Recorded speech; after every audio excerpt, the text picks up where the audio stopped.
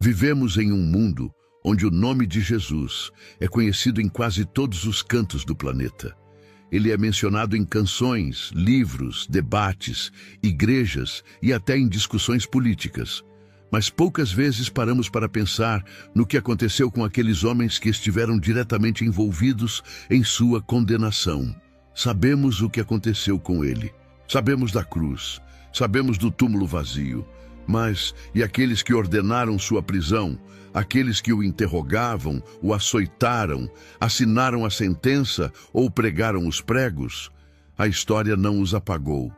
Quando examinamos com calma as fontes bíblicas, os registros históricos e os testemunhos antigos, o que descobrimos é inquietante.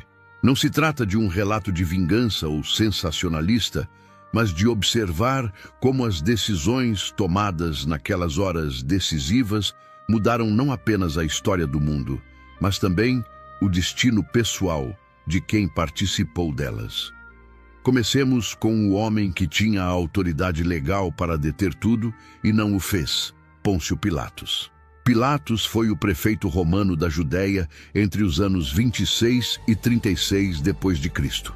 Não era um sacerdote judeu, nem fazia parte do Sinédrio, não tinha interesse religioso no caso.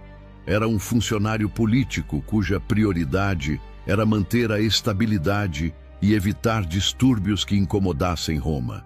Os 4 evangelhos concordam em algo surpreendente. Pilatos não encontrou culpa em Jesus. No Evangelho de João, capítulo 19, versículo 4, suas próprias palavras ficam registradas com clareza. Não encontro nenhum delito nele. No entanto, saber a verdade e agir de acordo com ela são coisas diferentes. Pilatos sabia que Jesus não merecia a morte e até tentou libertá-lo, propondo a tradição de soltar um prisioneiro na Páscoa. Mas a pressão dos líderes religiosos e o clamor da multidão foram mais fortes que sua convicção. Ele lavou as mãos diante do povo como um gesto simbólico, tentando se desligar da responsabilidade. Mas o poder que tinha em suas mãos era real, assim como a decisão. Fontes históricas que descrevem seu destino posterior vêm principalmente de Flávio Josefo e do historiador cristão Eusébio de Cesareia. Anos depois da crucificação, o governo de Pilatos começou a se deteriorar.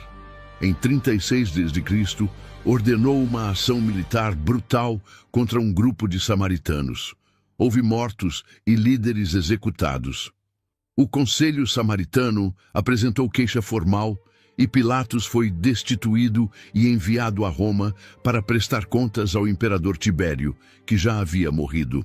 Segundo Eusébio, Pilatos acabou suicidando-se. Algumas tradições situam sua morte na Gália, outras próximas ao lago de Lucerna, na Suíça. A Igreja Copta do Egito afirmou que Pilatos se arrependeu antes de morrer e o venerou como mártir. Independentemente das variações, o fato central permanece. O homem que podia libertar Jesus perdeu seu cargo, posição e desapareceu do poder imperial. Agora, vamos ao coração religioso de Jerusalém. Caifás, o sumo sacerdote. Caifás ocupou o sumo sacerdócio entre 18 e 36 d.C.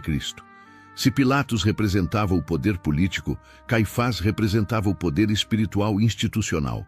Ele articulou a estratégia para eliminar Jesus, presidiu o Sinédrio, coordenou o arresto, permitiu a busca de testemunhas contraditórias e, ao ouvir Jesus afirmar sua identidade, rasgou suas vestes e declarou blasfêmia.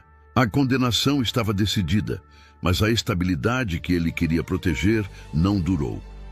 Flávio Josefo documenta que em 36 d.C., o mesmo Vitélio que destituiu Pilatos também removeu Caifás do sumo sacerdócio. Ambos caíram praticamente ao mesmo tempo. Depois, em 70 b.C., o general romano Tito sitiou Jerusalém e destruiu o templo. O sacerdócio deixou de existir como estrutura funcional. Um osso encontrado em 1990, com a inscrição José, filho de Caifás, pode ser dele. Também havia Herodes Antipas, tetrarca da Galileia e da Pérea.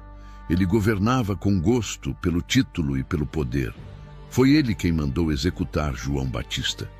Quando Jesus foi levado a Herodes, ele não respondeu às perguntas, apenas permaneceu em silêncio. Herodes zombou, vestiu Jesus com roupas luxuosas como caricatura e o devolveu a Pilatos.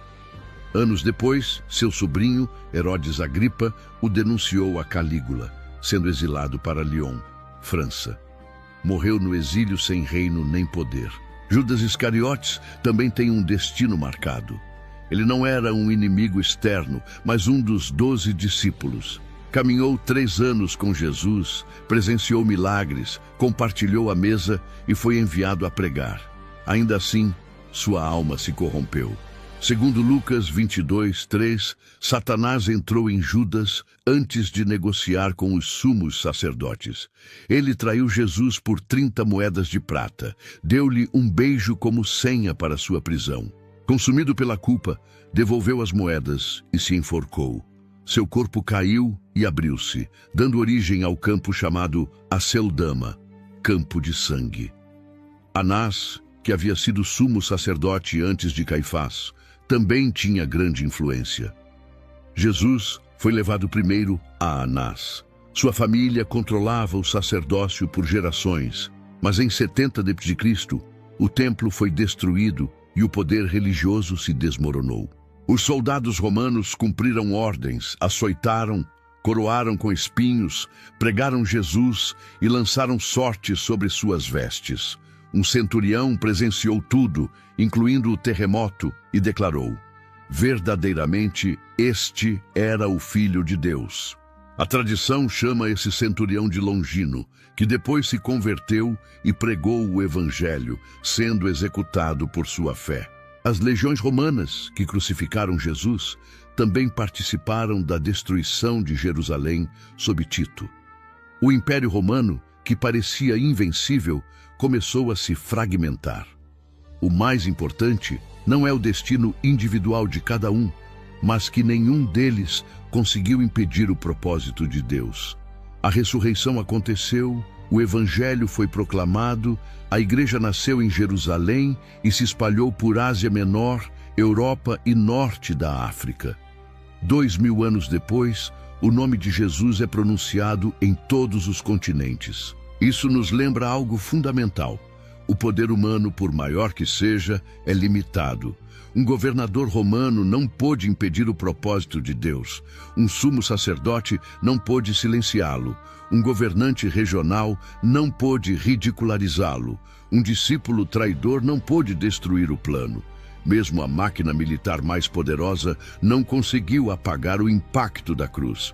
O que parecia vitória do inimigo se tornou instrumento de salvação. O que parecia o fim foi o começo. Essas horas sombrias não foram o fechamento da história, mas o ponto de partida de algo que ainda transforma vidas hoje. Todos enfrentamos decisões diárias entre pressão social e convicção, orgulho e humildade, culpa e arrependimento. Pilatos, Caifás, Herodes, Judas, Anás e os soldados tomaram decisões em um momento específico da história.